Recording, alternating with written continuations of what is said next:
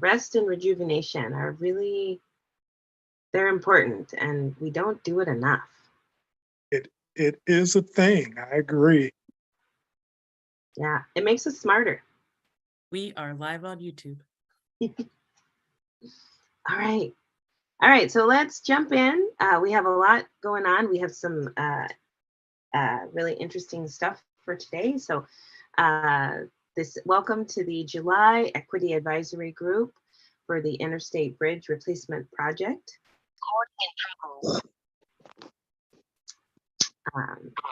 So closed captions in English and Spanish. English closed captions are available within Zoom and YouTube.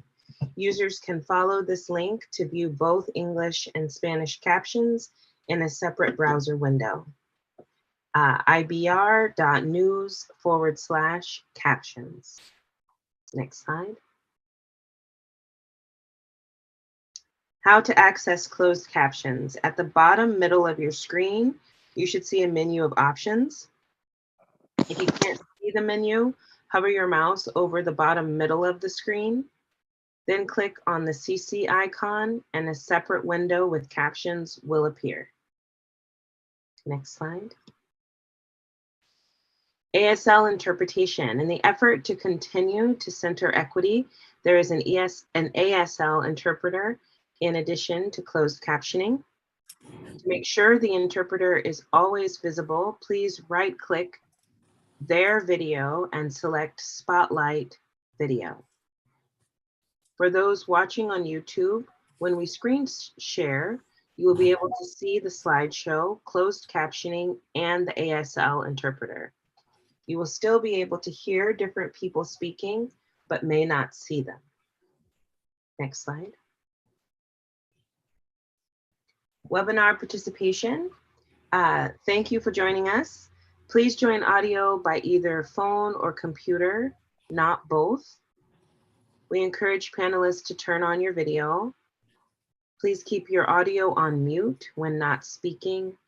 And if you experience technical difficulties, please contact program staff at 971-442-2928. Public input instructions. There'll be an opportunity to provide brief public input later in the meeting today, around 7:20. Verbal public comment will be welcome in the Zoom webinar during the designated time with the option to turn on your web camera. Please use the link located in the meeting description on the YouTube meeting page or on the IBR EAG meeting webpage. Commentators will not be allowed to share their screens and will be removed from the room once the public comment period concludes. To comment by phone, dial 1-669-900-6833 or 408-638-0968. Please enter the meeting ID 993-5459-6043, passcode 674942. Dial *9 to raise your hand. After you are invited to speak, dial *6 to unmute yourself. Next slide. To submit comment after the meeting, fill out the comment form on the program website or email your comments to info@interstatebridge.org with EAG Public Comment in the subject line. Call 360-859-0494 from Washington, 503-897-9218 from Oregon, or 888-503-6735 toll free and state EAG Public Comment in your message. Written comments need to explicitly say EAG Public Comment in the subject line or in the body of the message for them to be identified and distributed to EAG members. All written comments must be received prior to 48 hours in advance of each upcoming meeting in order to be distributed to advisory group members. Comments received after that point will be distributed to members in advance of their next meeting. Next slide. And confirming that we did not receive any comments since the last meeting. Thanks, Jake. So we're gonna have our brief icebreaker, a program update, the note about the IBR Equity Council, the design team is gonna talk with us about the Oregon side, and Jake's gonna talk with us a little bit about letters of support for federal infrastructure grants, and then we wrap up. So our icebreaker for today is your name, your pronouns, and your affiliation, and what was your first job? Right, thank you. And if folks can just do the raise hand feature, then we can just kind of quickly go through you. All right, Tanya. Do you count internships as first jobs? Sure. Okay, Tanya Adams, a she, her, with WSP. And my first job was with a state representative on the south side of Chicago. It was called Illinois Black Elected Officials. Cool. Mind you, I'm from Peoria, so it was real eye opener coming to Chicago for 8 weeks. Cool. Leanne. Leanne Caver, she, her, C-Tran, and my first job was my junior year of high school, and I worked in a senior retirement home in the kitchen and dining room. Cool. Meg. Hi, everyone. Meg, she, her pronouns. I'm a private citizen here in Clark County. And my first paycheck real job, I worked at Cold Stone Creamery when I was 15.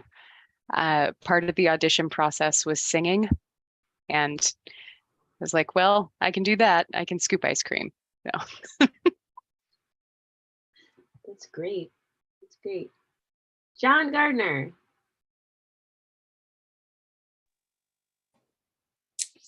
Good evening, IBR family. John Gardner, he, him with TriMet, and my first job was with the Yakima Valley Parks and Rec. Good Cool. times. Yeah. Miriam. Hi, everybody. Miriam Halliday, she, her pronouns, with Workforce Southwest Washington. And my first gig was I was a babysitter for a number of years. Sabrina. Hi, everyone. Sabrina Owens Wilson. I use she, her pronouns, and I'm with Metro. And my first job was at Target. And I continued to work there on and off for 10 years. So I've worked in every part of the store, backroom, cashier, all things, except for Food Avenue, which is my saving grace. So cool. Good evening, everyone. I'm Soko, he, him is pronouns with ERCO. My first job was as a grocery store clerk at stocking shelves. Barbie. Hi, I hope everyone's having a good evening. I'm Barbie Alexander. I use she, her pronouns from the Port of Portland. And like Leanne, my first position was at a retirement facility. And I actually got paid when I was 15, but I started volunteering there when I was 11. So. Wow. Cool. Vicky. Hello, everybody. I'm Vicky Nakashima, and I use she, her pronouns. My affiliation is that I'm retired and live in Clark County and very interested in Newbridge. I'm a former ODOT civil rights manager, but also one of the founders of Partners in Diversity, which I'm sure some of you know about or know a lot about because your organizations have been involved. And we hold a quarterly event called Say Hey to welcome new professionals and leaders of color. And that's me. Thank you. Thank you. Shane. Hey, Shane Valley, he, him. I work for the city of Portland. My first job was working for the Army Corps of Engineers at the Chittenden locks, helping boats go through the boat lock up in Seattle, Washington. Cool.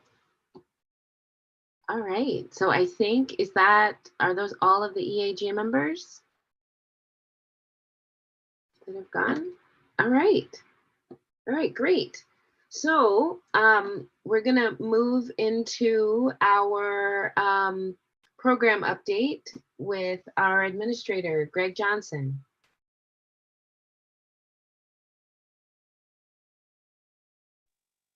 All right, I had to find the mute button. Well, once again, thanks everyone for showing up and continuing to show up.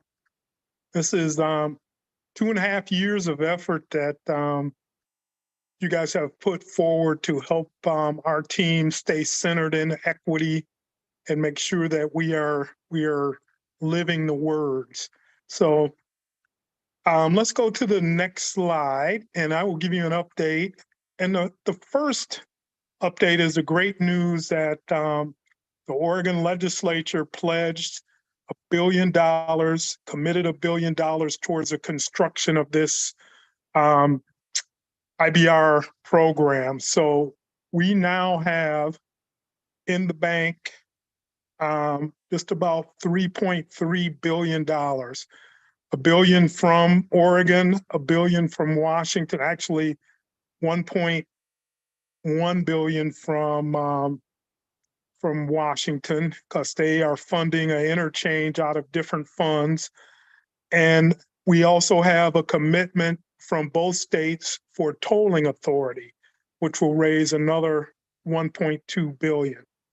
So we have all of the local funds we need. We are now focusing on how do we bring home the federal dollars that will be necessary to fill in the remaining amount necessary to build this program. So our first opportunity is already upon us. We have the notice of funding opportunity for the mega grant program, and we are it is due in August, the application for that grant. So we will be working hard, and later Jake will walk you through whether this group will decide to give us a letter of support. So we're hoping that this group will, but once again, it is not a requirement. But we are also looking at sometime later this summer, the big bridge grant notice of funding opportunity will come out. And once again, between those two grants, we're going to be looking for close to $2 billion.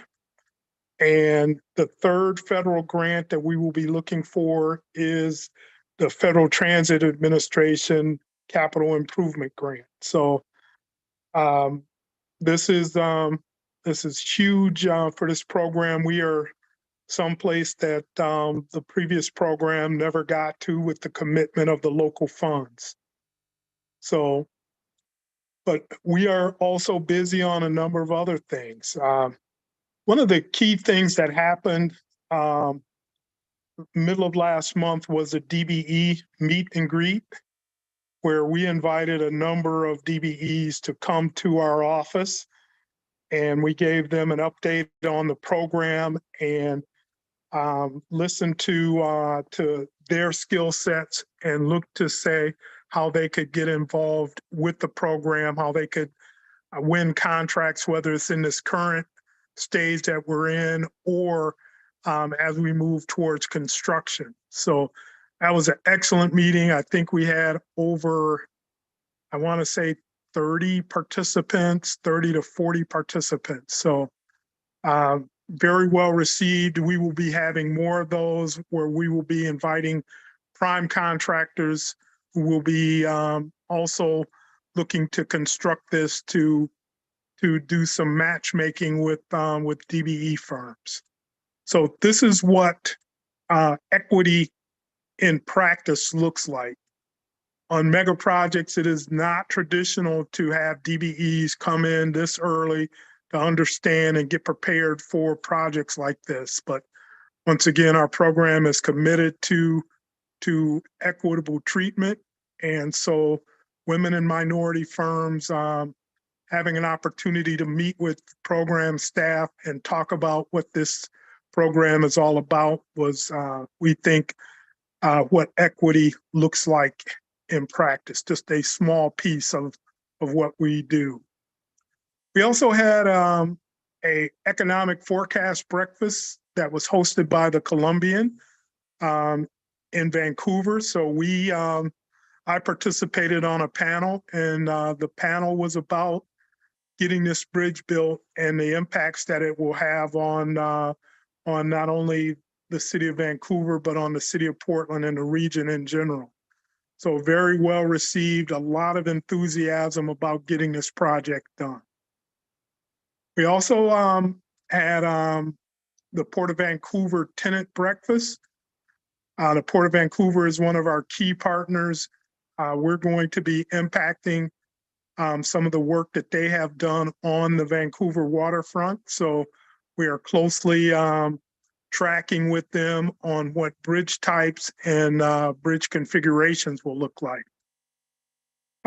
This past Friday, Ray Mabey, one of our assistant program administrators, presented to the Oregon Transportation Commission and talked about where we are at with tolling and some of the tolling study work that we are doing.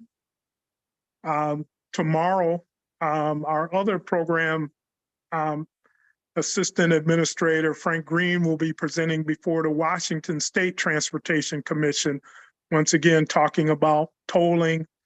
And those two organizations, Oregon Transportation Commission and Washington State, will be getting together later this year to begin the conversation on what tolling will look like. We've had conversations about low-income tolling and how that can be done. So once again, the final decisions are up to those two bodies, but we will be making recommendations of how to move forward in an equitable manner for low-income folks in this region. So we also, myself and John L. Bell were out in Boston. That's about a week and a half ago to present to the Transportation Research Board. They were hosting a conference in Boston on transportation asset management, and they wanted us to talk about what equity looks like for a mega program. So John L. and I sat on a panel and presented, and it was well received. We talked about this group. We talked about all of our equity as well as climate initiatives for this program that set it aside from standard mega projects. So it was very well received. We fielded questions and folks wanted to talk to us for probably 30 minutes after our presentation was done.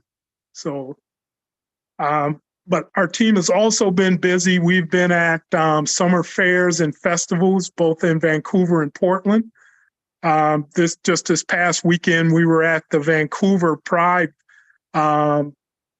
Festival. We could not get a place at the Portland Pride Festival, but once again, we are committed to being out in the community, to being at events, that will help share the message of what this program is and how folks can be involved with it.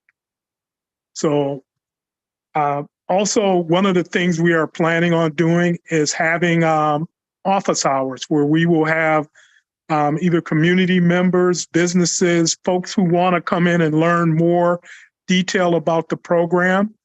We will be hosting office hours at our office in Vancouver to let people ask as many in-depth questions as they want. So, but that's an update of where we're at. Like I said, we have some positive momentum, but we aren't going to take the trust that's been placed in us for granted. We're going to keep doing the right things. We're going to keep communicating and doing community outreach.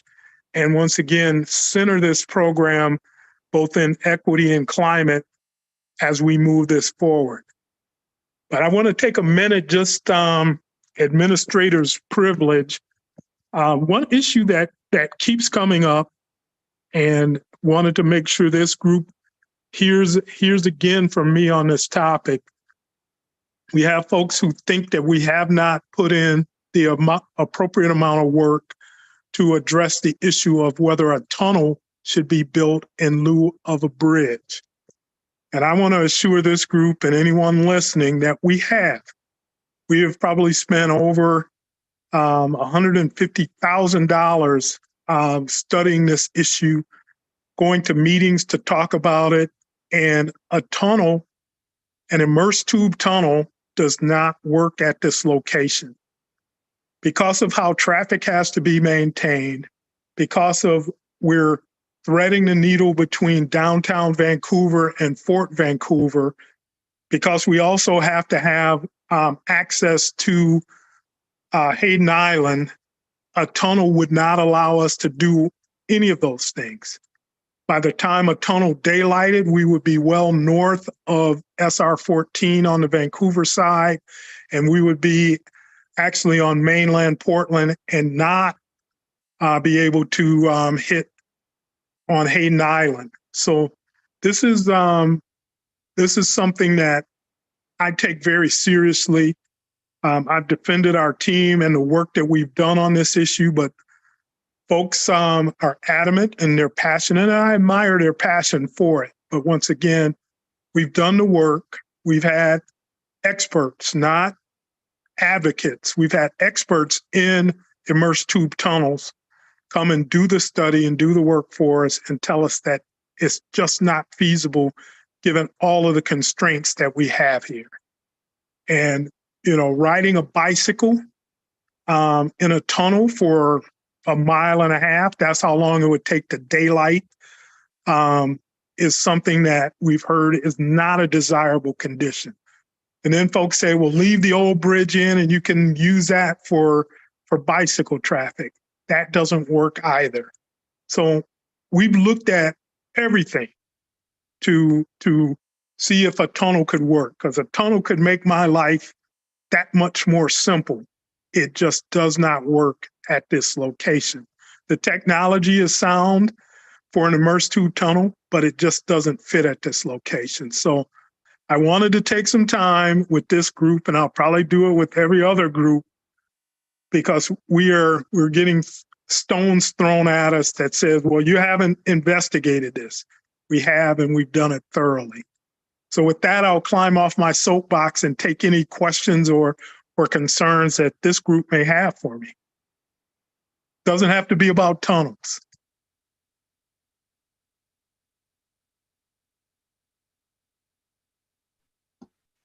Great. Nobody. No questions? Meg. Hi, Greg. Of course I have a question. I know that there has been a lot of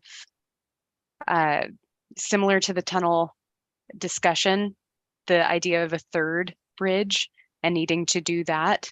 Can you speak to that a little bit about what we as people on this team can talk about to others outside about that? Well, Meg, once again, that's a great question, and thank you. A third bridge, and this is my personal opinion, is a question that needs to be discussed regionally in this area. If you look at the population size and the number of crossing opportunities of the Columbia River, there are many other areas that have this size of population along a river, and they have many more crossings. I can take you to the Louisville area, and they have 34 lanes, 5 different bridges that cross the Ohio River going into southern Indiana. So it's a discussion that I think needs to be held. But what I tell folks, because of the other parts of infrastructure that would have to be improved for a third bridge crossing to have an impact on I-5 traffic, that would be a major, major undertaking. And because this is I-5 and the designation of I-5 is not going to change anytime soon, this issue has to be dealt with. This is the quickest way to get through the metropolitan region, but it's a conversation that needs to be held, but this project needs to happen first and see if it solves the problems of the region. And once again, I think that getting this project done, getting it up and in place has to be answered first before you will get any federal dollars to build a third bridge. Craig, I might just add too that with the purpose and need for this program, addressing seismic vulnerability in this quarter, if it's a third bridge, we've got to get that done in this replacement project. And Casey, you're exactly right. The purpose and need at this location does not go away if you build a third bridge. You still have a seismically vulnerable interstate. You have the population centers here where folks want to go and where they want to be. So building a third bridge at another location does not solve the issues related to this location. So great point. So any other questions that that myself or our team can answer, we're more than happy to.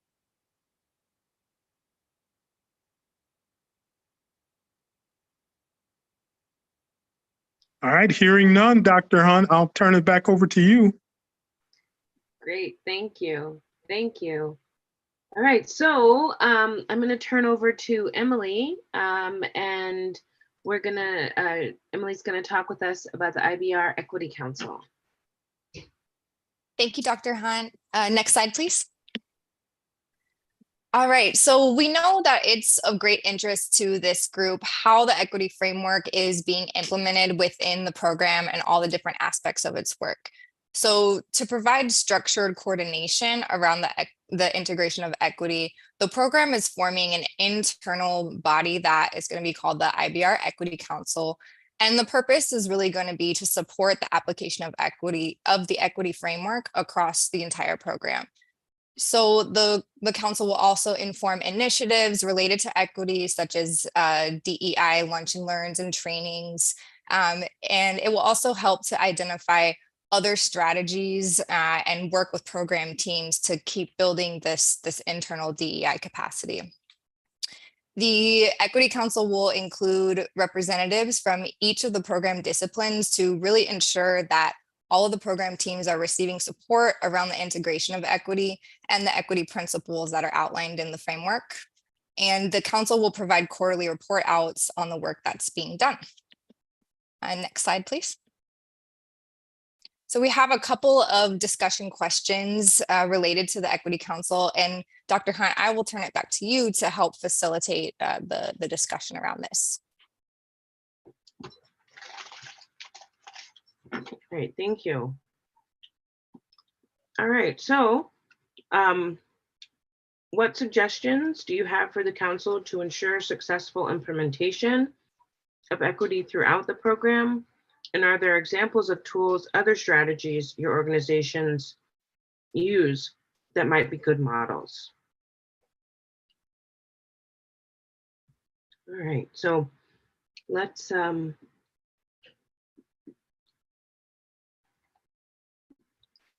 to see everyone. Any initial thoughts around this? Barbie. The first thing Oh no, Barbie, I can't hear you. I thought of was wanting to ask. Oh, can you hear me? Yes? No? No? A little fuzzy, a little fuzzy. I didn't hear you very much. Try again though. Maybe now? Yeah, let's work with it. Okay. I wanted to answer the second part of the question first, which is one of the frameworks that we're beginning to employ at the port using the Global Diversity, Equity, Inclusion benchmarks, which answers the first question, which is my suggestion is determine a framework that allows for the application of equity on a standardized basis, like the benchmarks.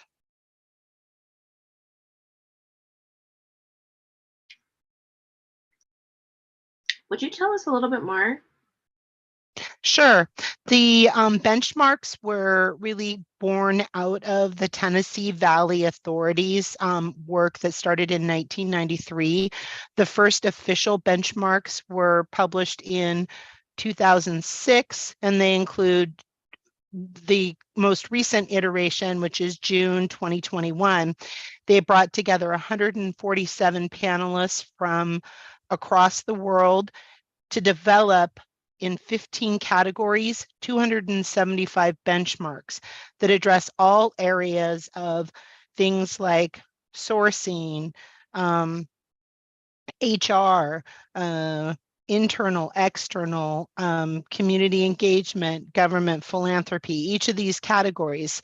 And having that framework to determine, first of all, where you are in the process, and then determining where you want to go, and then using a mechanism like results-based accountability or a rapid process that starts with outcomes and works back in the process.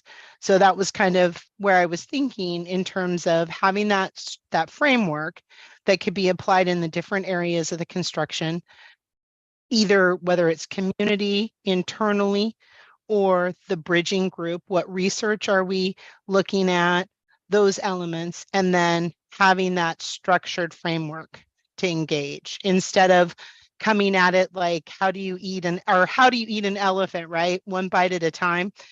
The Global Diversity, Equity, Inclusion benchmarks is that elephant, only it gives you a direct roadmap to get to the place you want to get to. Great, thank you. Thank you. How about some other thoughts and reflections?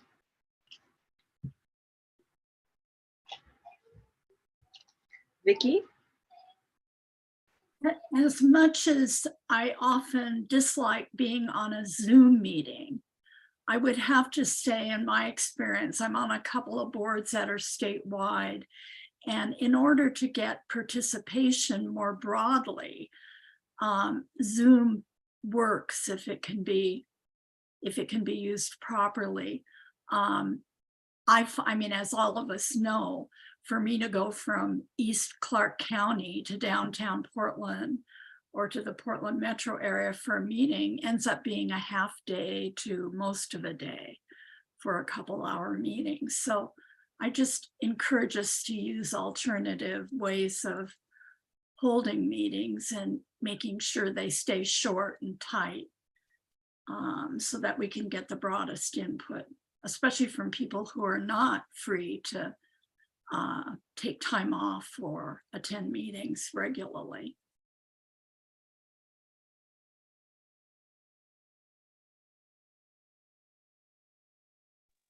And I should clarify too, because this will be totally get that point, Vicki.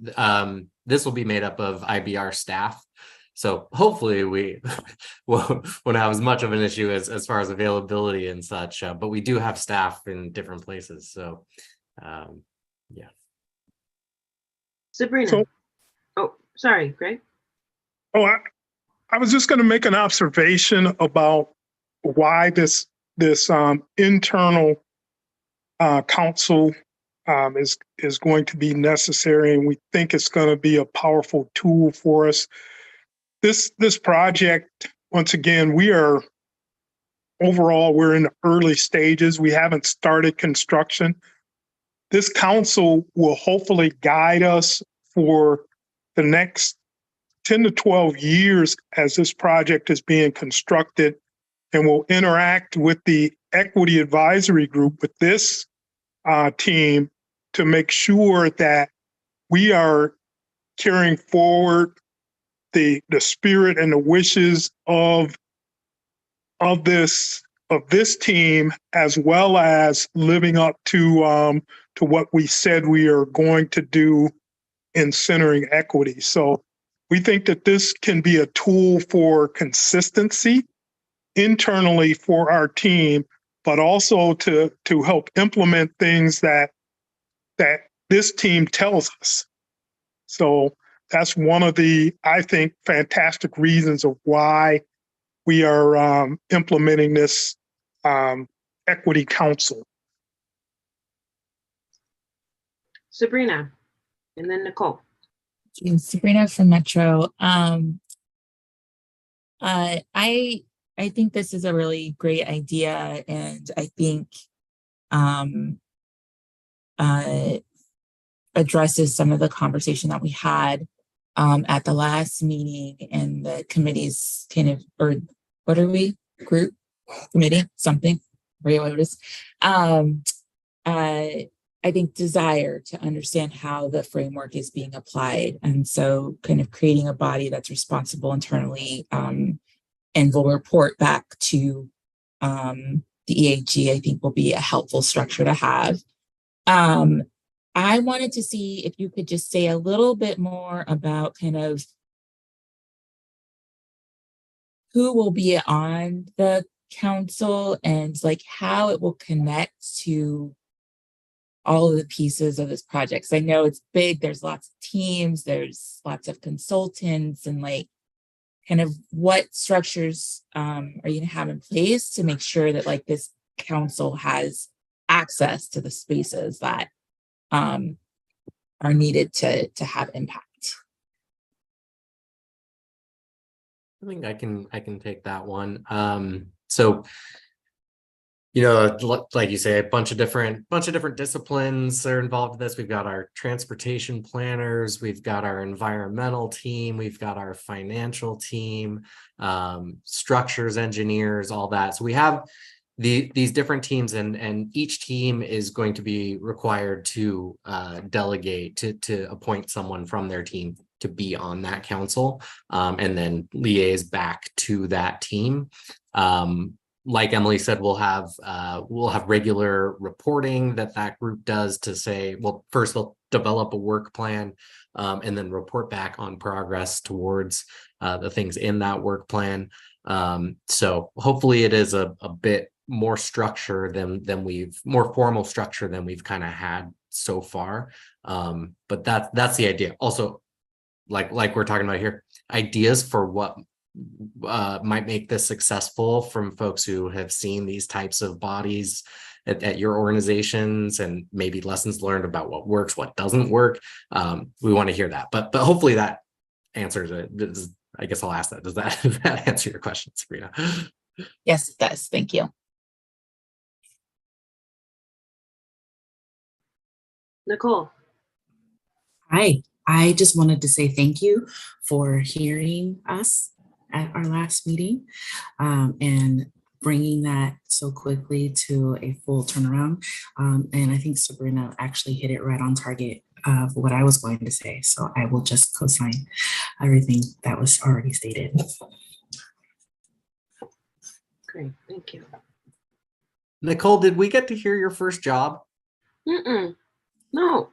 No, my first job was illegal. I was 14. My mother had me at 16. So we were tag teaming together inventory at a Macy's late at night. under the table. I'm gonna keep it 100. I had a teen mom that needed help, and so you do what you do. Thank you. All right. All right. Any other comments on the Equity Council? Shane? Yeah, I'll hop in. At the Bureau of Transportation, we have a body that's kind of a hybrid of the EAG and this council that you guys are standing up called the Transportation Justice Steering Committee. It's made up of representatives from sort of all of PBOT's functional groups. And we recently sort of went through a restructuring because we were kind of struggling to make the group effective. And so I just have a few thoughts, not necessarily recommendations, but things to think about. I think one thing we struggled with for the first few years of our existence was having a clear kind of purview or mandate or role. People from all over the Bureau would come to the Transportation Justice Steering Committee and present things to us. And it wasn't always clear if we were there in a sort of advisory role, if we were there in a kind of go, no go role. And because our role wasn't really clear, people sort of stopped coming to us because they weren't really sure what we did. We weren't really sure what we did. And so being really clear about what the intended function of the group is, I think, is really important, which is what this conversation you guys are facilitating now is about. So I appreciate you guys doing this. And then one other thing I was thinking is that, and this is it's always good to get more people involved in doing the equity work, but it's also when you give the equity work specifically to one person or one body, it almost seems to give others permission to kind of turn off that part of their brain. They kind of get to let those people handle the equity side of things and think about equity and call red flags. And that's kind of what the EAG does. But we can't be everywhere. And this council also won't also be able to be everywhere. They will be more in more places than we're able to be, and they'll be closer to the work, which I think is one of the really good ideas you guys have in standing this up. But just something to think about, that standing up this council is not permission for other parts of, or other people in the program to sort of not think about equity and not consult the equity framework and all of the tools that we created in there. So a couple things to think about. Sabrina.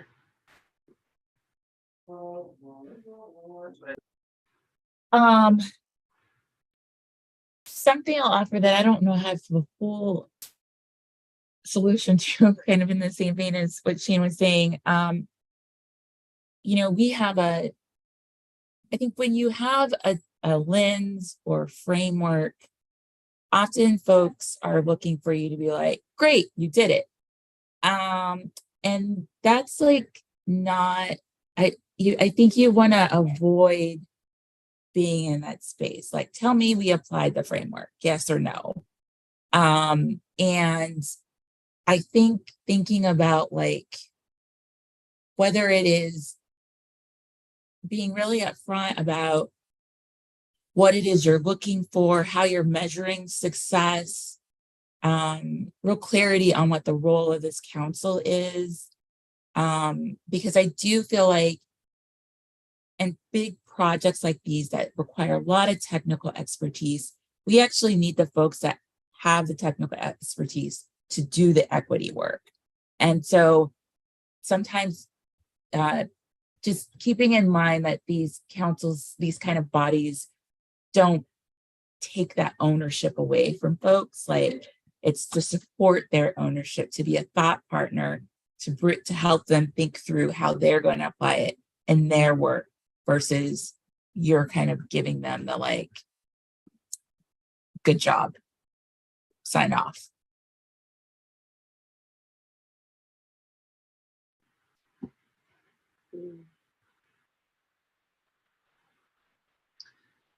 It feels very didactic, right? That it's a back and forth conversation that helps create deeper meaning and understanding.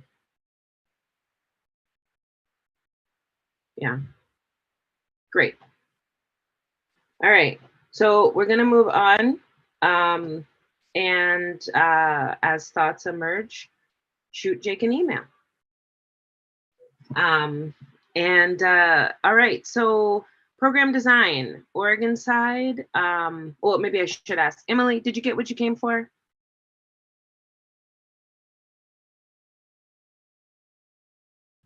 Yes, sorry. I know, it's like, wait, I can't find the mute. Okay, no, great. Good, so Casey, take it away. Thanks, Dr. Hunt. I think Shilpa is going to start us, right? Sure, I can do that. Thank you, Dr. Hunt. Thanks, Casey. I am Shilpa Mallam. I'm the Deputy Design Manager for the IBR program. Casey, if you want to do the intro, you can go to the next slide. And good evening. I'm Casey Lyles, the Design Manager program. This is a great discussion coming into what we're talking about in design over here. To continue what we heard last time, we wanted to bring back the big questions that we heard last time, and this is what we had here. Is the group mentioned needing more understanding and discussion about the program, the investments, before we zoom into the individual user perspective. Last time we had some urban design slides, great slides, but based on what the group said, we want to take a step back and talk about the investments themselves. So if all of us can be on the same page of like how those people are and why those people are using the improvements or investments or facilities that we have in there. And this is something, Casey has the roadmap, he has the information we'll go through in a minute. But also not just the investment, but the group wanted to understand how the equity framework is being applied and how the program is assessing design options through an equity lens. So I was going to talk about couple of these questions before we get into the actual investments themselves. And related to the second question is also, how are we considering those who already live within the project footprint versus those who are to come after the bridge is complete? Meaning like, from what I understand, how are we considering the people, the facilities, what exists today, and after the bridge comes, after the area is different, how do people access, as well as how are we looking at in the future standpoint. So for these two, I think we just started that discussion with the equity framework that we talked about. That is one of the tools that, the Equity Council that Emily just mentioned about how we plan to use that. And as Emily mentioned, we'll all have representation in the Equity Council. And I think, Sabrina, you mentioned needing technical people also doing the equity work. I think for us technical people, and some of you are, and generally in the transportation industry, this is unfortunately something that we haven't talked about for long. It's a recent thing, and being like outcome oriented, all of what we hear a lot is like, how do we do it? Like, what do we do it? We have these standards, and those are all great questions, and that is what we're trying to address. And I think for this program, we have a great starting point with the equity framework that you all helped us put together. And we have some equity objectives over there that kind of like, that gives us a guide. And again, I say a guide because the framework itself, we talk about its process as well as outcomes. So I think that is a great starting point for us to have and to work with, but also continuously ask ourselves, like, are we doing this? What else do we need to do as the design evolves? And again, understanding design is one aspect of it. There's construction, there's contracting, there are a lot of elements that go into the equity portion of a program, especially a program of this size. But again, every small portion counts. So what are we doing from an equity standpoint is a question that we have to continuously ask. And the equity objectives, we use that. For example, I just want to talk about a few examples about how we use the framework and the outcomes.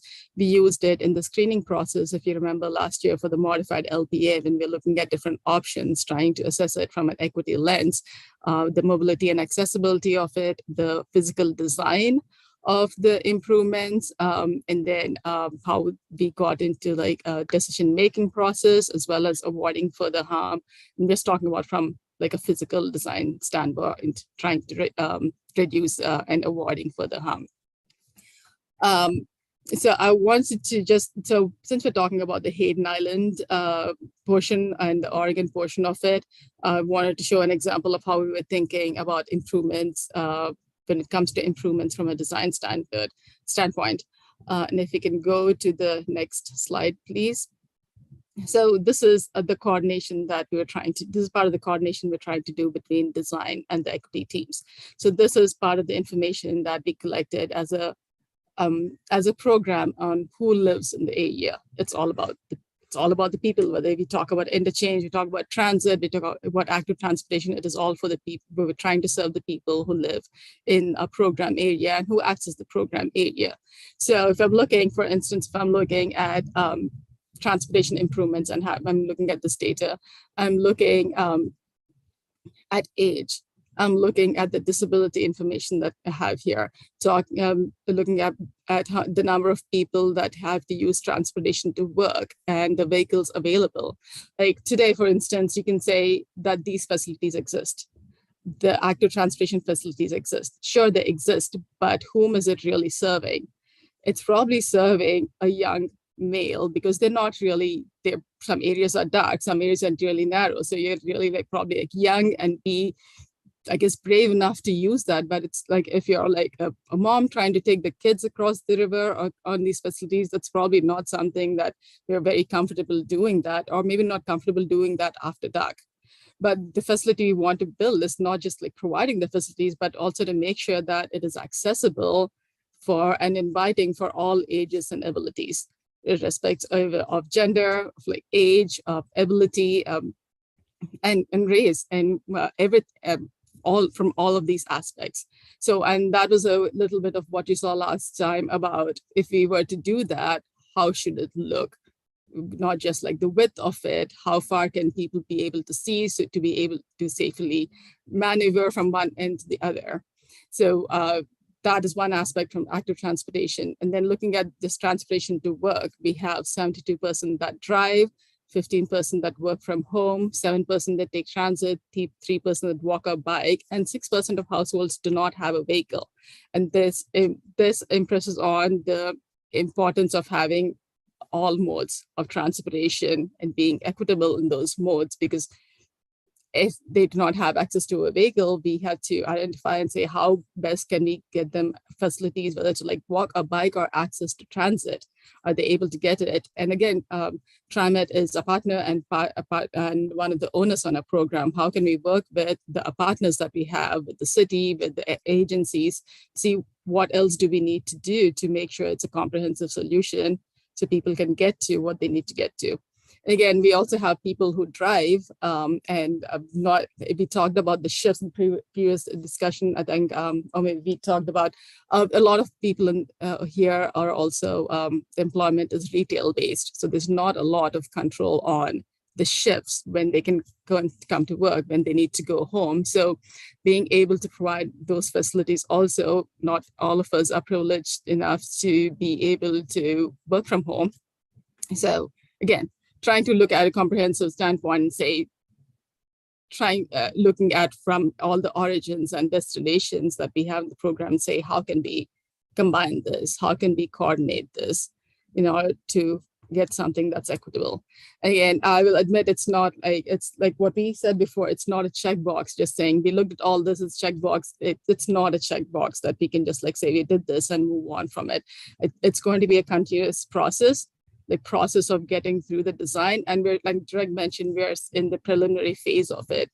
We're moving at a really fast pace, but we're still in a planning stage for this program. And this needs to be our process going through planning, through design of each area, and then even through construction, because nothing's really built until it is actually built. And there's an opportunity to learn and improve upon it as we go forward. And with not being, we probably are not going to get it perfect the first time, but we should be open to learning and learning from mistakes or learning from other people's experiences.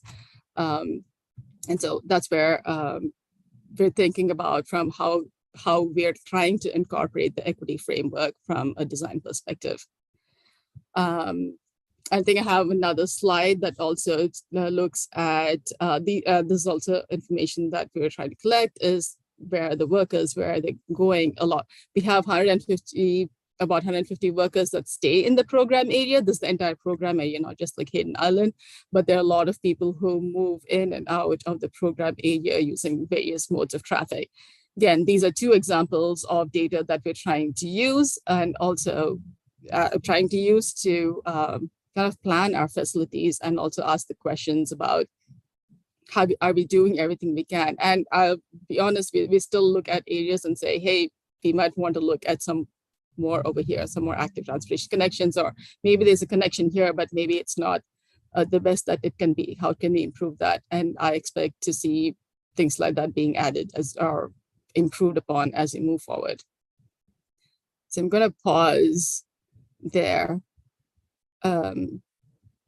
Again, Casey's going to go through the investments itself in the Oregon area, so we can talk about what the existing issues are, what are we solving, what are we trying to solve for, and how are we doing it with investments.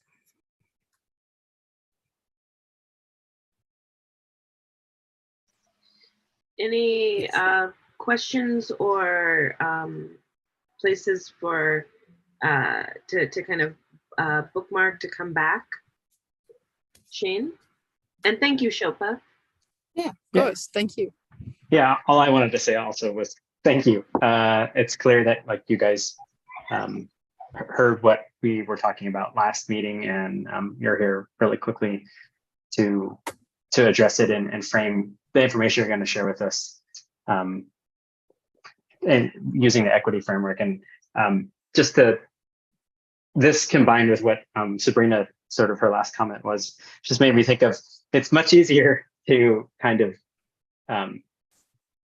to share an equity lens and teach project managers and engineers to use an equity lens than it is to take equity practitioners and take them through a master's degree in civil engineering and certification for a PE and an SC, and then get 15 to 30 years of experience. And so you guys already have that. Greg, with all of your PM experience, like you're able to look at process in a way that none of us really can, because you know it so intimately. And Casey, with your decades of design expertise, you're able to look at the design of a project in detail that none of us will ever be able to look at. And so I just really appreciate you guys making the effort to meet us. And it's much closer, I think, for you guys to meet us where we're at than it is for us to come to you. So thank you. Thank you, Shane. Thanks for that. And again, we'll be here to, again, as we go through the process, but through some of the things that we're doing. So really appreciate all the input and the ideas that this group has been provided. Great. All right. Great. Did I see another hand? I can move on. We can keep going. Vicky. Oh, Vicky. And I think Nicole might have. No? Okay. I am curious, this may seem like what I'm wondering is that during the construction, when ODOT constructed the I-5 through North Portland, that's now such an issue in terms of displacement of people, of a community. I'm wondering if there's a way to find out from ODOT, if there are any records about what were the policies and practices that are being questioned now that created such a displacement of African Americans and low income and people of color who lived in those areas, and how that might be mitigated, or whether there are best practices where this becomes an issue in planning large construction projects. I noticed that the concentration of people of color in that Hayden Island Expo Center seemed really high to me.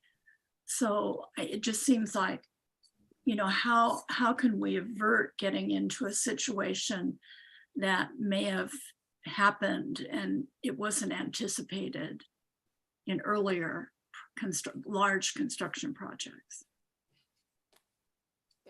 Thank you for that, Vicky. I might lean on somebody else to see if what the ODOT policies were and the questions that maybe they had to follow in there. But I think in general, we have a lot more policies, whether it's like NEPA standpoint or like the equity work that they're doing right now compared to like what they had at that time or what they had to even report at that time. Again, not to say that, again, that's a checkbox, but that's a starting point for us to say that that is just like the basic starting point, and then we need to do better than try to do better than that. But I did see John L go off mute, so I'll let John L answer the question. I can't hear you. If okay. I can jump in, this is I'm going into my 41st year in transportation, and I've seen a sea change in how entities and agencies do business. One of the first things that is necessary for change is to recognize the history and the impacts of what has occurred in the past. And it's one of the first things that John L. Bell said to me when I got here is, if you want to make this an equitable project, you need to understand the history of what happened before. So I think DOTs and other transportation entities are wrestling with that history and trying to understand it. And that's one of the first things that's different. In years past, the DOTs were like, yeah, we know best, get out of our way. And you'll like it once it's done. And as someone once observed, the DOTs were about doing it to you rather than doing it with you. So I think that attitude is changing. It's not a perfect set of circumstances, but it is changing. Based on the fact that we have a equity advisory group, a principal climate officer, a principal equity officer. These are issues that were thought about very lightly and touched on lightly in years past, but nowadays these things are coming to the forefront and are important in the consideration of a large project. So things have changed. We have to keep pressing and make sure that because of expediency, we don't revert back to the old easy ways of doing business. So yeah, your observation of how things can be different. We're trying to set a template for future large projects in this region and across the country of how you can do this the right way. So just my take on your question. Yeah, and if I can just jump in, sorry, I was having audio challenges. We can make sure that this group receives this, but the Rose Quarter Project put together a pretty comprehensive assessment in terms of the history in that area, in the Albina area, relative to their submission of Reconnecting Communities grant application. And Vicki, to your point, there were a lot of, so much of about equity is deconstructing systems that have oppressed people, in particular people of color. And we know when looking at Albina, there were a lot of cascading issues that occurred. Redlining was one.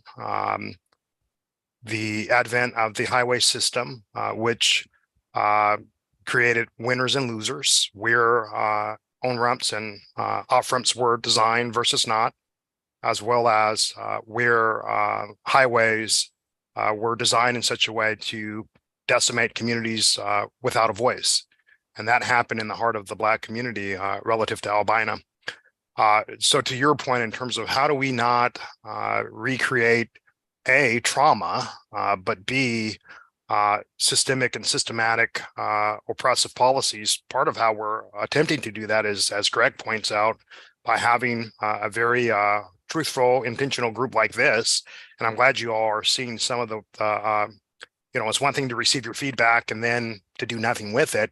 I'm hoping what you're seeing is this notion of continuous improvement. We want you to be brutally honest and to lean in with us, because we are really working to not try to recreate the same history.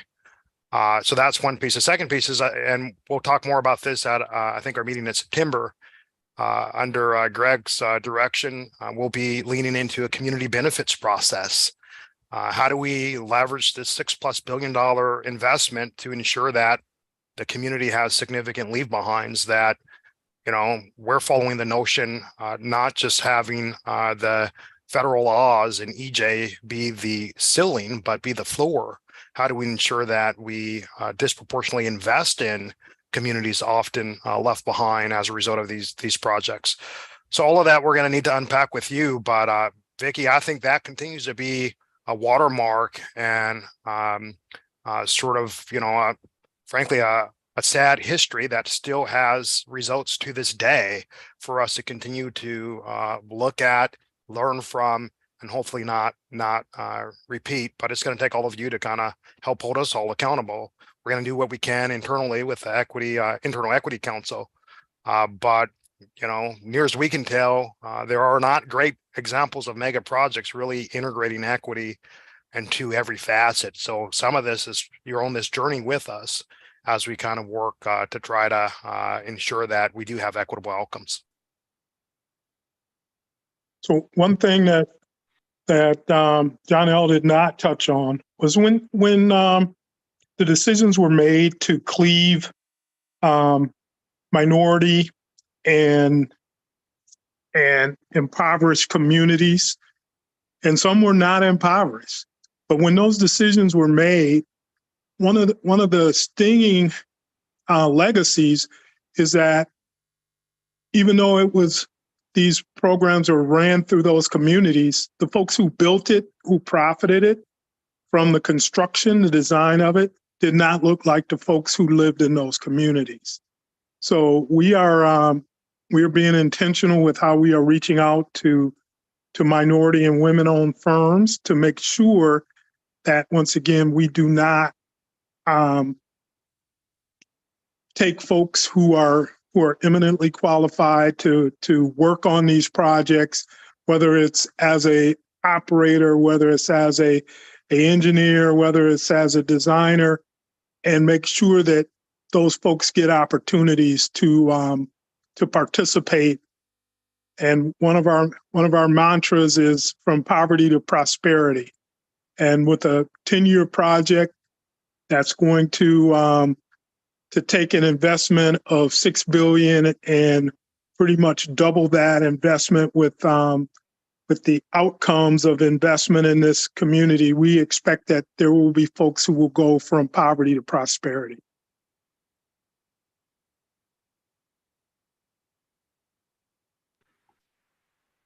All right. Thank you. All right. So let's keep going, Casey. Thank you, Greg. All right, sounds good. Thanks, Dr. Hunt. Really good conversation. I'm going to share my screen. I've got a couple of things to show as I talk, and just nod if you can make sure you see my screen. Hopefully that's coming up. There's a window of Google Earth. Yep. Yes. And then also my hand as it moves across the screen. All right. Yes. So last time we were here, we came and talked about the improvements in the program area, and it's a lot of information to go through. So we're going to zoom in a little bit, again, just on the Oregon side, and talk about those improvements. But first, I want to talk to the needs, of course, from the program standpoint. And we're addressing the 6 different purpose and need statements. We're addressing the seismic vulnerability of the major bridges here. We want to make sure that those are replaced, both the river crossing. Sorry, again, north is to the right.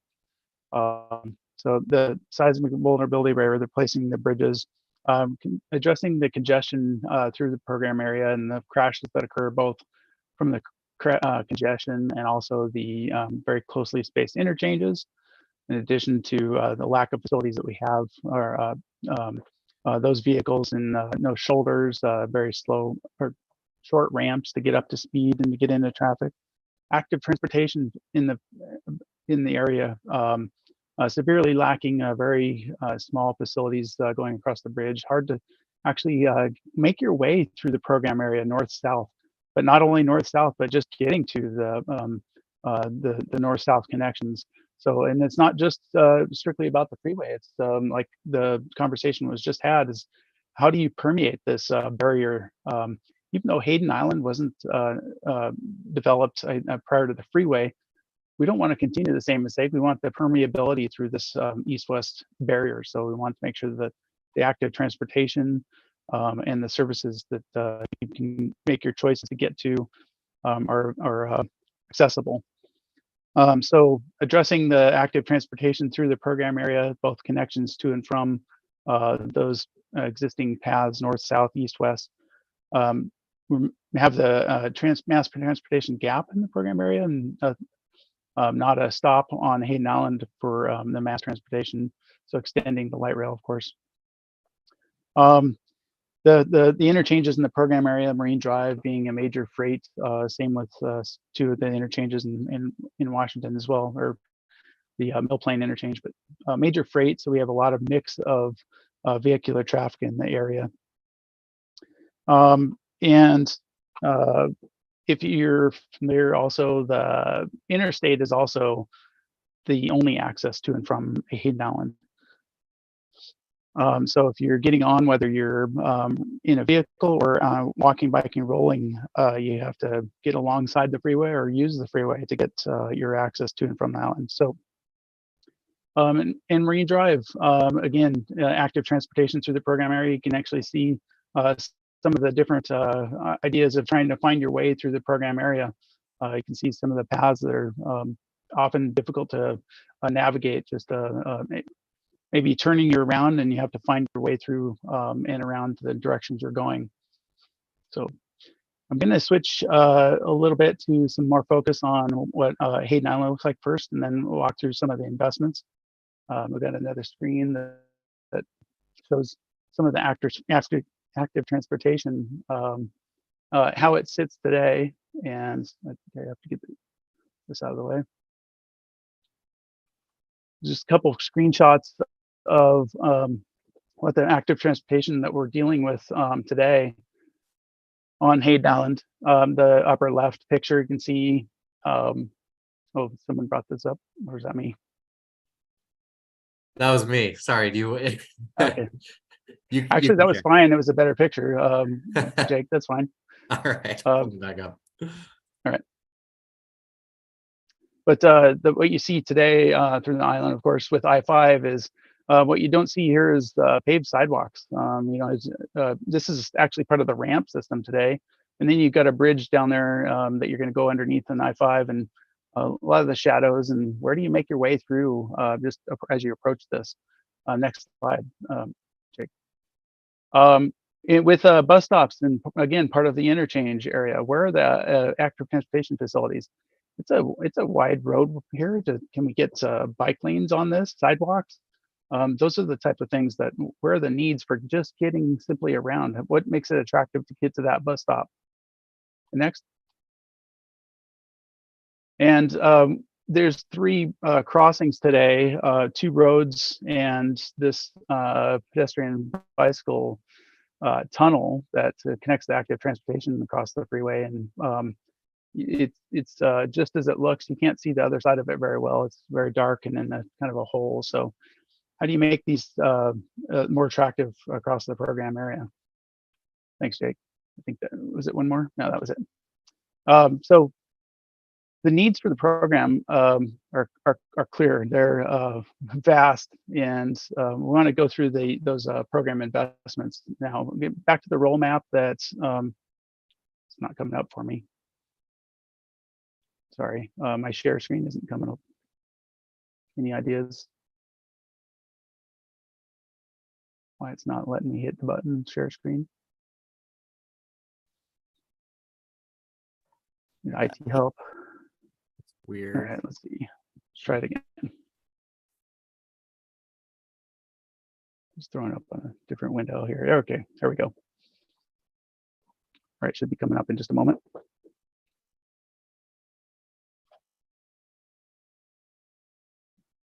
All right. I should be able to see my roll map. All right, excellent. We'll start with investments on Hayden Island again, and then I'll move my way down to Marine Drive and talk just a little bit about what the investments are proposing. So again, light rail extension from Expo station that's existing there, maintaining the station itself, but it rather being the end of the line, extending that into Vancouver with a station on Hayden Island on the west side of the freeway there, tucked up against the freeway. You see active transportation shown in the bright green along the routes, both north and south through the program, but also the east-west connections and the local roads, not shown in the lime green, but you can see these local road investments that each have the bike and pedestrian facilities with them. And that's, again, enable that better circulation for those facilities that don't exist today. With the north-south shared use path going across, it's a little bit tough to see here under the bridge, but the idea is that I-5 is elevated across the island. Transit is elevated across the island. So there's work to be done to figure out just where active transportation comes down to the ground level, as well as how that then reconnects up with the light rail system. Same thing with as you move across North Portland Harbor. So one of the primary differences for access to the island is, as I mentioned, having the only way on and off the island was through the interstates, getting on and off the freeway. With the proposed investments for the Interstate Bridge Replacement Program, we're proposing an arterial bridge on the east side that carries traffic to and from North Portland, provides that access to the island, to and from the island, without having to get on and off the freeway. Part of that access serves also what we call a partial interchange. And I'll talk just briefly about that again. If you're coming to and from the north, let's say you're going southbound I-5, you want to get off at Hayden Island, you take the ramp that ends up at Jansen Drive. Same thing in the reverse. If you want to go back north, take the northbound ramp to get back on I-5. If you're coming from the south end, down in Lower Portland, and you're coming to I-5, instead of taking ramps that end on Hayden Island, you're actually taking the Marine Drive ramps, ending up under the interchange and making our way over to the arterial bridge to get back over to the island. And same thing in the reverse direction.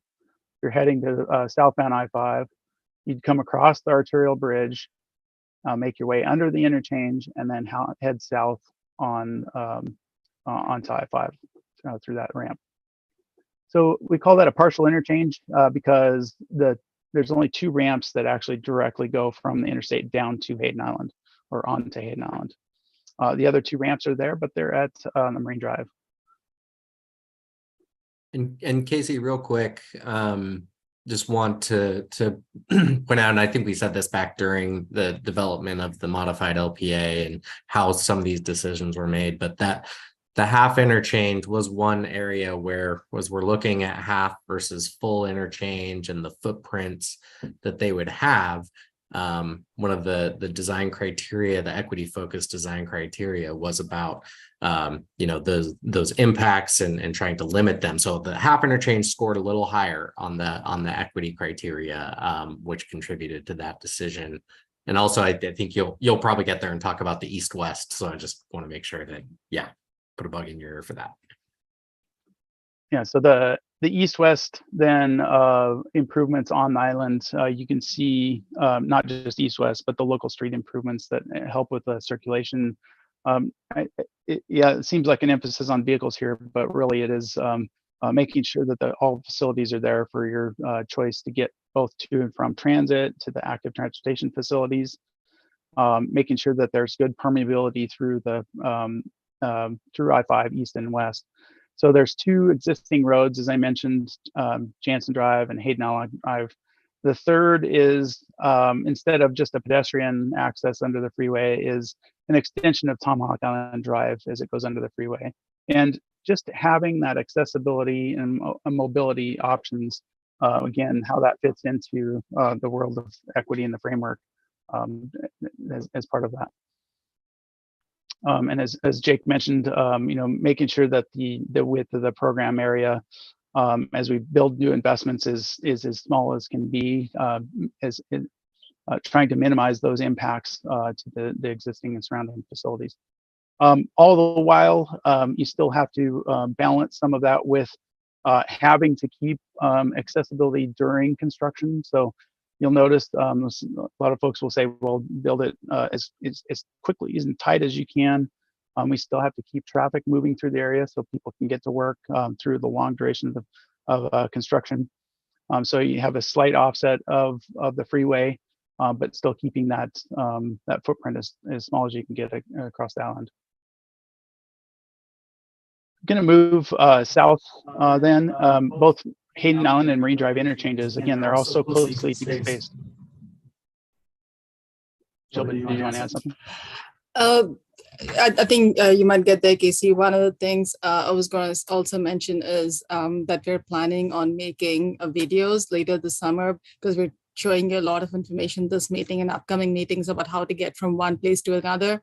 Especially this area, all the ramps are different from what we have today. It's all going to be new paths, so we're trying to make some videos showing from like one point to the other how you get to it in the future. So that's to understand these maps better. So that's coming. And also one of the parts we also wanted to mention was Hayden Island going south, not just to the interstate, but also, Casey, if you want to talk about how they can access Denver Avenue and interstate, because that was a question that we got a couple of times in the neighborhood forums for the south. Great, thanks, Shilpa, and I'll walk through that, which is getting to and from say the Denver area, as Shilpa mentioned. So today, with the traffic getting on and off the freeway, you access the freeway if you're heading southbound to go to Denver and get off at the Denver interchange. With the half interchange or the partial interchange, excuse me, to go southbound to Denver, you wouldn't actually get on the freeway. That would still require you to use the Marine Drive interchange, for instance. But that's a braided ramp between Marine Drive and getting on to southbound I-5. So you'd bypass Denver. So to go to Denver, actually, you'd use the arterial bridge, go down on the local street, follow Expo Road around, and then access Denver through that system. And same thing in the reverse direction. Today, you'd be able to get on from Denver and get off at Hayden Island. And because of that partial interchange, the ramps to get to Hayden Island are just south of there. So in order to do the reverse movement from Denver, you'd again take the local road and from the Victory interchange, get on Expo, go under the Expo Road into the Marine Drive interchange, and then access Hayden Island across the Archfield Bridge again.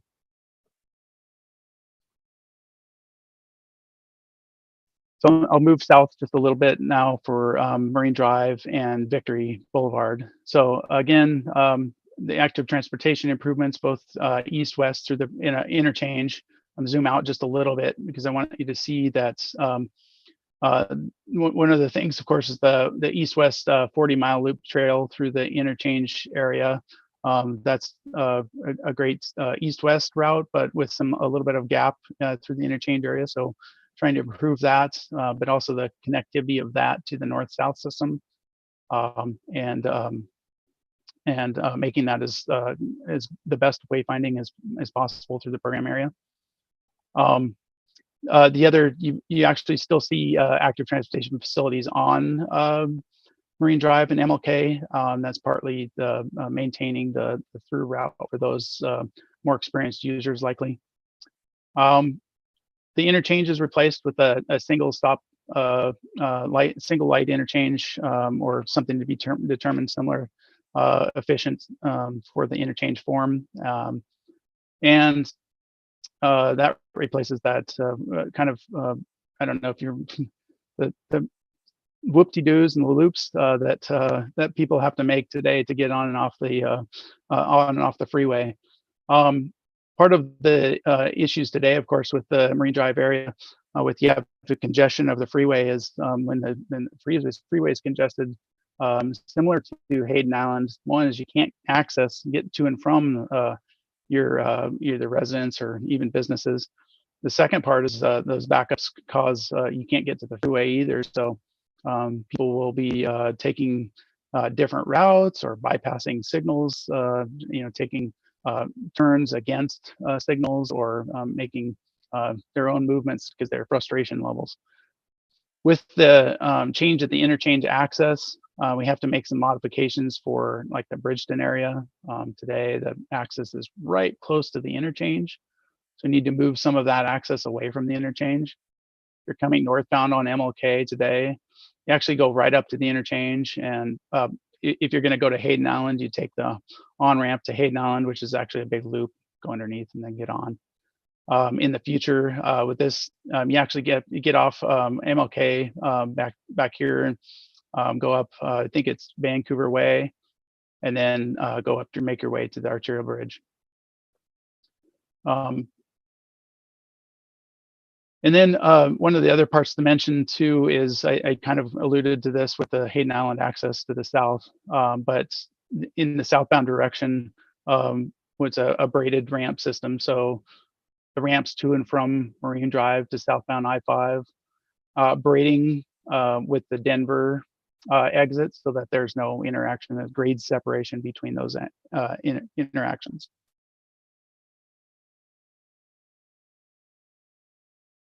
It ping Shilpa to see if I'm missing anything on this part. Anything that comes to mind. Yeah, I think you got it. Again, similar to the mainline construction, you can see that the proposed Marine Drive is a little offset to the south. And that's because, again, just like the mainline bridge, this is going to take a long time to construct. So we want to keep the existing roadway open while the construction is going on. And this will be done in phases. There's a lot of ramps here. So we have work to do on how we keep existing ramps while the new ramps are being built. So there's a lot of work to come and information as we move forward.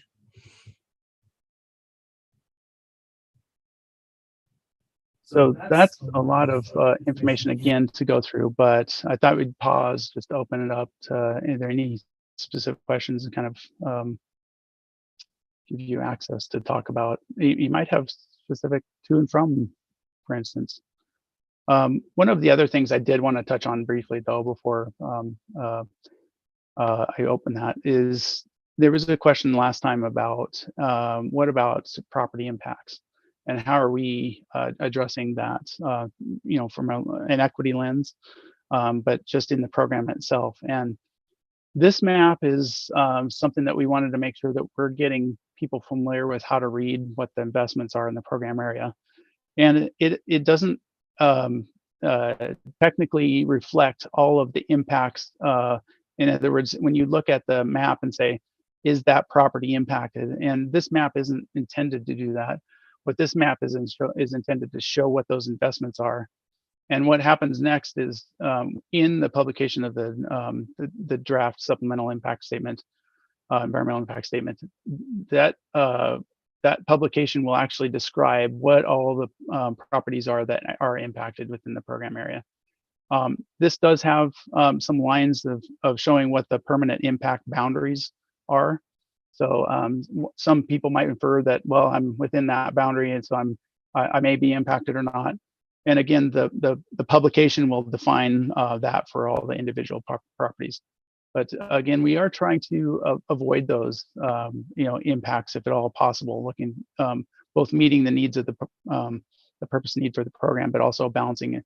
Are there things that we can do to minimize that even further or avoid? So at that point, I'll pause. Casey, just wanted to add to that because last time the question also related to like if there are property impacts, how does equity factor into it? And that is also something that we're studying and documenting, and that'll be one of the reports that we publish towards the end of the year.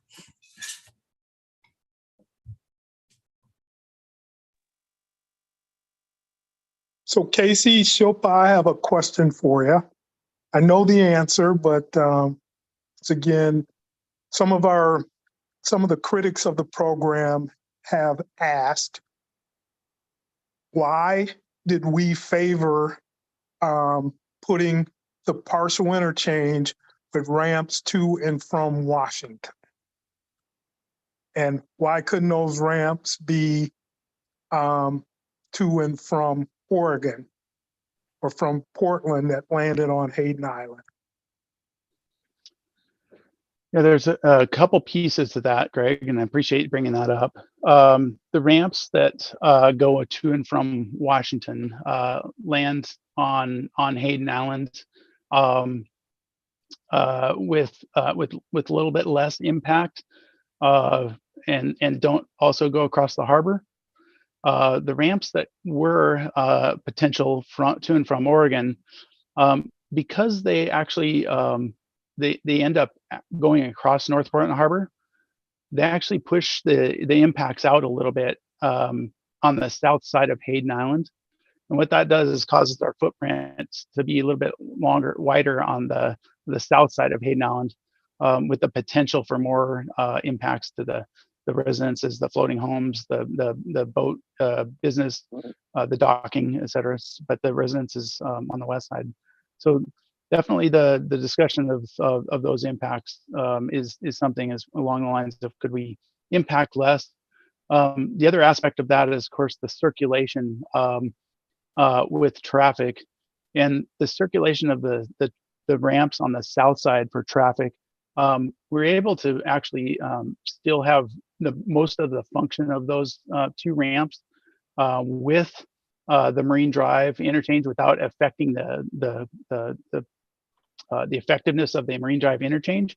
But also that allowed us to connect up with that arterial bridge on the east side, utilize that arterial bridge not only for half the interchange, but to actually have that arterial bridge as a dual function, both half the interchange and that local access to and from Hayden Island. Great. And it's not, and it's not only just a local access bridge, right? This is active transportation going across. And Greg, you actually had a conversation about that bridge, what kind of facility that is, and with a high speed or active transportation going across. And if people aren't familiar, this is one of the better views in all of the area as far as walking across there. Can we get something on the east side of that? One of the things that, and I brought that question up because, our team gets accused of not thinking about things. We've thought about every decision on this project, and we use the example of, if you pull that one string on one thing, it unravels a number of other things. And so there's a lot of critics who accuse us of not, looking at things or thinking about things. But I want to assure this group that this team is very diligent. This is the A team of transportation construction or transportation design. So we're thinking about a lot of different things. But once again, you start pulling on different strings and it unravels a number of other things. But Casey and Shilpa and our design team from the GEC are once again very dedicated in looking at things 100 different ways to get to a reasonable scenario that we can move forward in this draft supplemental. So just wanted to make that point of why certain things are the way they are. Thanks, Greg. Nice to see you, Greg. Oh, good. Meg has her hand up. I do. Hi. On the south side of the map that we're looking at here, those 3 black circles where some of the interchanges are those proposed roundabouts, or are they traffic signals? What's that potential construction going to look like? Okay, I can take that. So we're showing them as proposed roundabouts at this time, but we're so early in the process. We just know that there's going to be an intersection, whether it's going to be a signalized intersection with a traffic signal or a roundabout is something we'll get to in the future. For now, just from a footprint standpoint, we're saying they're proposed roundabouts. Fantastic. Thank you. Yeah.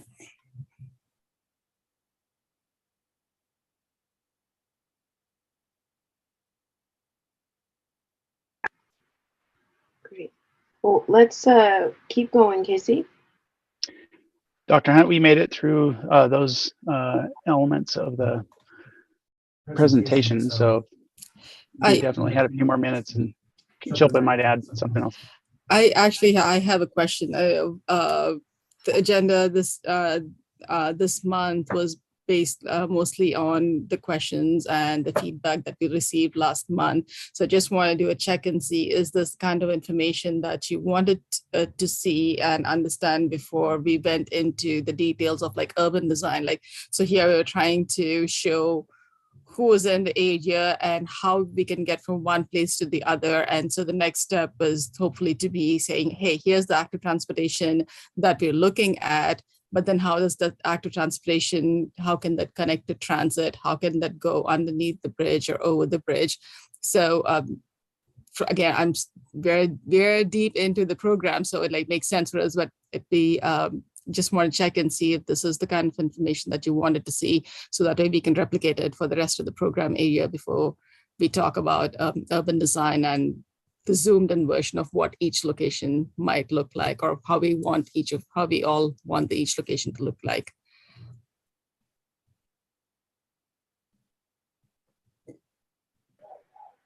Yes, no, maybe. Nicole. Shilpa, I want to first say thank you. I hadn't had a chance to thank you, but thank you for your transparency and admitting that there's maybe some steps that we skipped over a little bit, and for coming back this month and bringing the DEI lens and connecting it to the work. If that's the question that you're asking, is did you take the framework and connect it to your work? This meeting is my first one where I felt like I saw the connection and I had a better understanding of where we were going. So if your question is more of this, I would personally say yes, please. And it's because it helps to, you know, it's like a piece of making a cake. You may have the pan, you may have the certain things, and I may have this one part. And in order for us to all work together, we kind of have to see what goes together and what's working together, and if it's all connecting. So thank you very, very much, and I'm grateful. Great. Thank you, Nicole. Thanks for that feedback, and we're happy to have these discussions. So yes, one question was asking, did we answer those questions, or at least be on the right path, and if we should do similar information and background of walking through the investments for the rest of the program too, as we go to other sections. Thanks again for the kind words.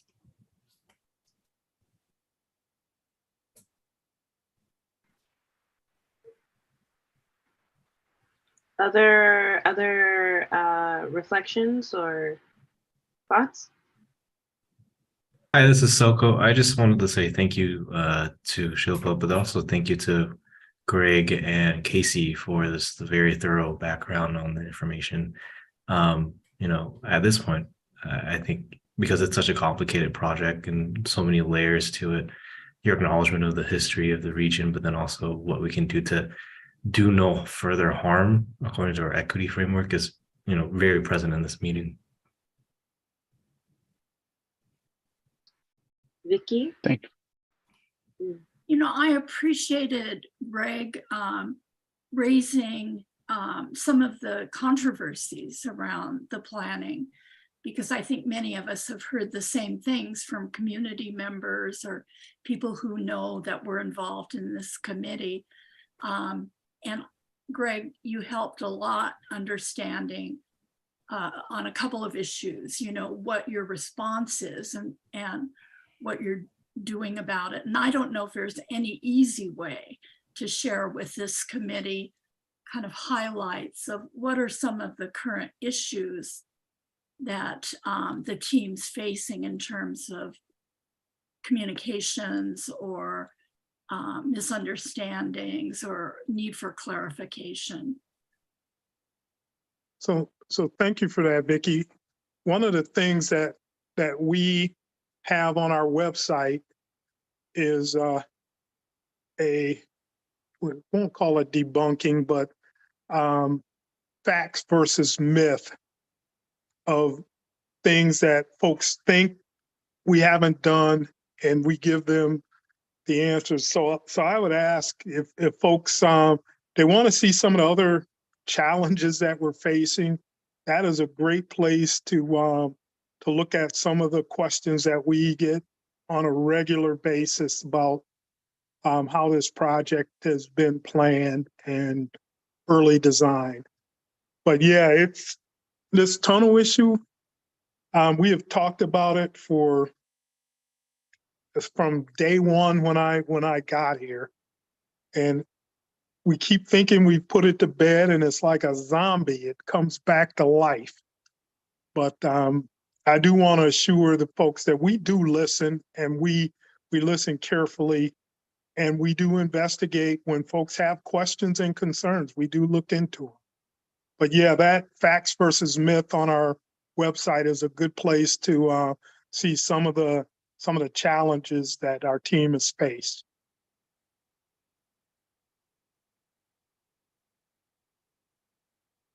If we got another few seconds, I actually might bring up this, there's a question from during the CAG that came up, committee, and actually going to point this out because I think it was a good question, but I wanted just to clarify something. So in our NEPA analysis, we actually have the different bridge configurations that we're studying, and in the roll plot, hopefully you can see that it says sharing again.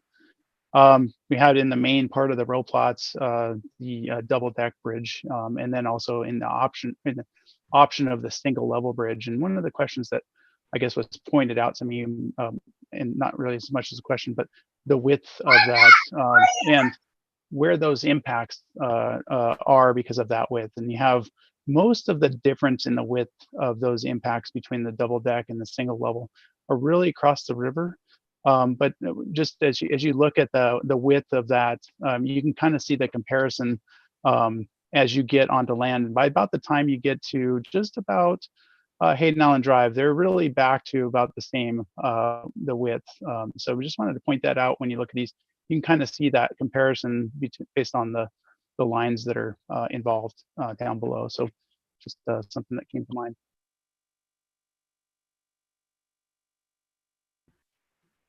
Great, thank you. Shilpa and Casey. It's really great having you, and I look forward to you coming back. I feel like I got some education tonight that I was needing. So thank you. Thank you, Dr. Hunt. I also want to point out the role map that Casey shared is on our website at a couple of different locations. So you can zoom in, move around, take a look at it. And happy to ask us questions if there's anything else we can clarify. But also we're working on those videos too to show how people can get from one point to the other. We'll send out the link to the role map so you can explore to your heart's content. So I want to move on. I want to move to this discussion of a letter of support for federal infrastructure grants. Is there a slide to go with this, Jake? Yeah, I do have a slide. Before I pull it up, just want to give the context. So Greg talked about the money that we have committed so far. We're about halfway there, but a big gap is that we're looking to fill with federal grants. It totals about $3 billion. So it'll be for more than one grant, at least two. And we, as part of our applications for those, which we're starting to put together, we are collecting letters of support from various stakeholders and groups. And we thought, you know, this group, having been involved since the program's inception, we thought it would be a powerful piece of the application to have this group formally provide a letter of support as the equity advisory group. And so we wanted to pose that idea out there. And let me pull up the slide to just explain a little further. Oh, sorry. Real quickly, Jake, just for additional context. And this is, I think, an exciting development that has been emerging, I think, within the context of how these grants are being scored, but of a number of areas with respect to these federal grants really focuses on equity. And so one of the barometers that IBR will need to establish is how we are really integrating equity into this program. That's one of the criteria that the feds will be taking a look at. So this is an opportunity for you all to help us really illustrate some of the work that you've been helping to lead along the way in terms of pushing the program, helping the program integrate equity. And so this is a way for us to sort of capture that material. And so think back to how this group has helped us to define what equity means for a mega program. This body offered a recommendation to the program administrator that was adopted. You also weighed in pretty carefully in terms of our equity framework and objectives. You then offer that up to the program administrator for the adoption into the overall program. And you heard some of the results of that. And then finally, you weighed in relative to the screening criteria that was used in developing the modified locally preferred alternative. So if that doesn't make you tired, I don't know what will. This is definitely not a check the box kind of a group. This is an opportunity for the Equity Advisory Group to have your perspective sort of illustrated in the program's pursuit of federal funds, which, as you know, will be critical to actually operationalize equity. So with that, Jake, I'll turn it back over to you. I just want to lay a little bit more context. Thanks for that. And I know we don't have a ton of time, so I think this can also be a follow-up over email as you have some more time to think about it. I do want to pause. I know, Salome, there was not anyone for public comment. Well, actually, we should put up the public comment slides first to just make sure. But still no one signed up yet. There is no public comment at this time. Okay, we'll put up the slides just to indicate that it is public comment, and then we'll get back to this. So let's see. So since I'm talking, why don't I just do this one? So if you would like to make a public comment, you can do so verbally within our Zoom webinar. And that time would be now. There's a link if you're watching on YouTube to access the meeting. If you would prefer or need to dial in by phone, you can do so by calling 669-900-6833. Our meeting ID is 993-5459-6043. The passcode is 674942. And then once you're in, you dial *9 to raise your hand. We'll call on you to speak, and you dial *6 to unmute yourself. If we run out of time, which sounds like we won't, you can still provide comments after the meeting. We provided instructions for that at the beginning of the meeting with the emails to send them into. So I'll pause on that to see just if we have anyone pop in or call. No one has called. All right.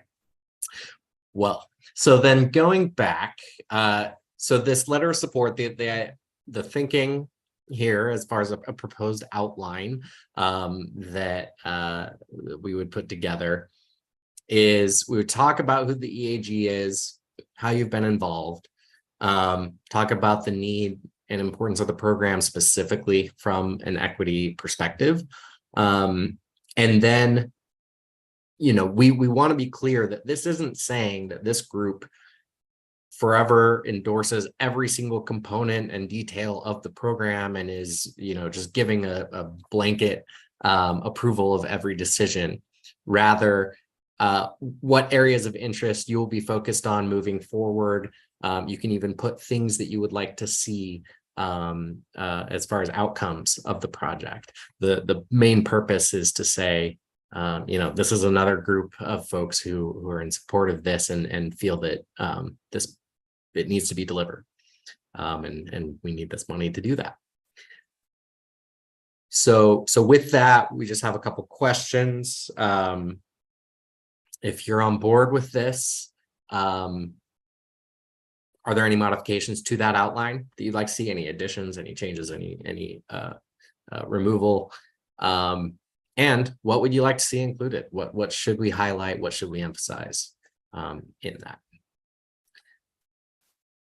So if folks have initial reactions, thoughts, definitely happy to hear that. But given the small amount of time we have left, we'll follow up over email and can get your thoughts through that exchange. But let me open that up. I'll also just say that we're looking for, if folks are in particular really excited about this, we'd love a volunteer or two to help us craft some of the language that we would bring back to this body, similar to how we've worked in subcommittee fashion for other kind of deliverables of this group.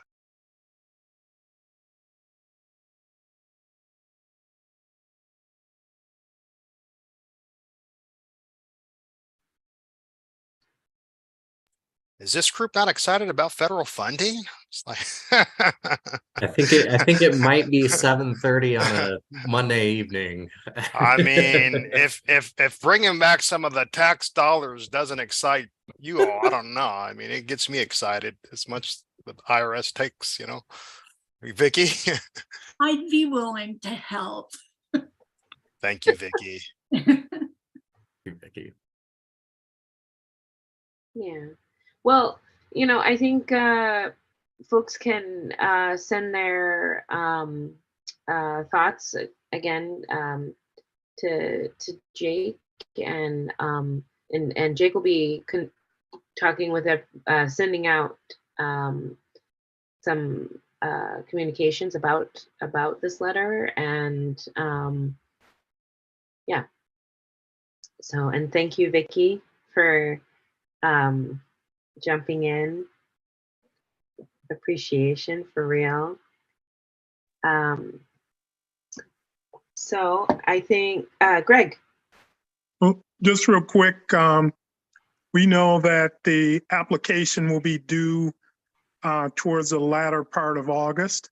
So we don't have a tremendous amount of time, but once again, we appreciate any thoughts that folks have, and doing it via email will probably allow us to get that thing set and signed by all who wish to sign on to it and get it moved forward. So thank you. And if you care not to, we don't take any offense at it. Barbie. Just having a little tech, which is why I turned my camera off, not because I don't love to smile on camera. And Jonelle, I would love to help. And I am very excited about federal funding. And I'm also excited about possible partnership grants with community-based organizations, workforce development. This is really just the beginning. So great work. And you do have a lot of support. I think it's just Monday night. In July, Monday night in July. So yes, ma'am. Yes, ma'am. Slows things down. Thank you, Barbie. Thank you so much. Well, on the just high note that Barbie landed us at, let's end. So how about if we can do our poll? Are we doing the poll tonight? Yes. So our temperature check and 3 takeaways from our time together today.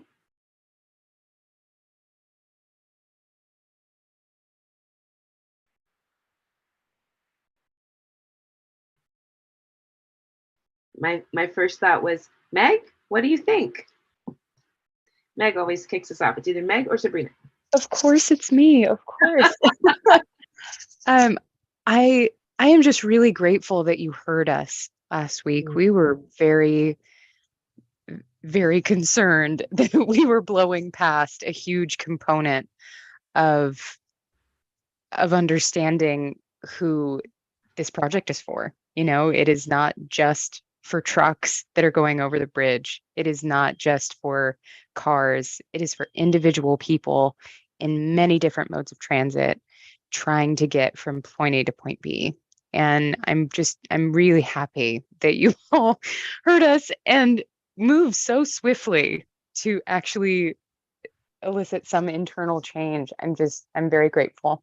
And I can't wait to see what you do with your new committee. It's very exciting. Great. Thank you, Meg. Two more takeaways.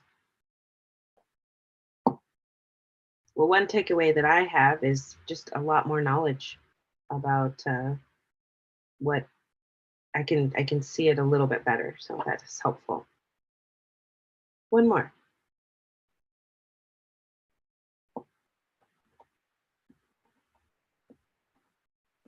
John.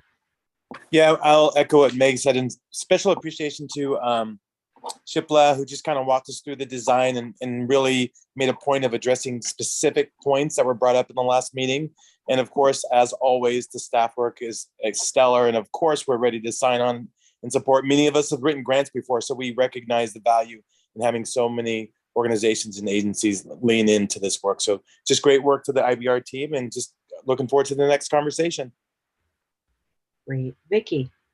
I just would like to say I appreciate that the meetings are not, we don't use transportation speak that some of us are not used to, that we're using, because it's very easy to get bogged down in acronyms and all kinds of things that make it difficult. Real talk. Thank you. Real talk. Yeah. All right. So, Jake, will you pull up our last slide?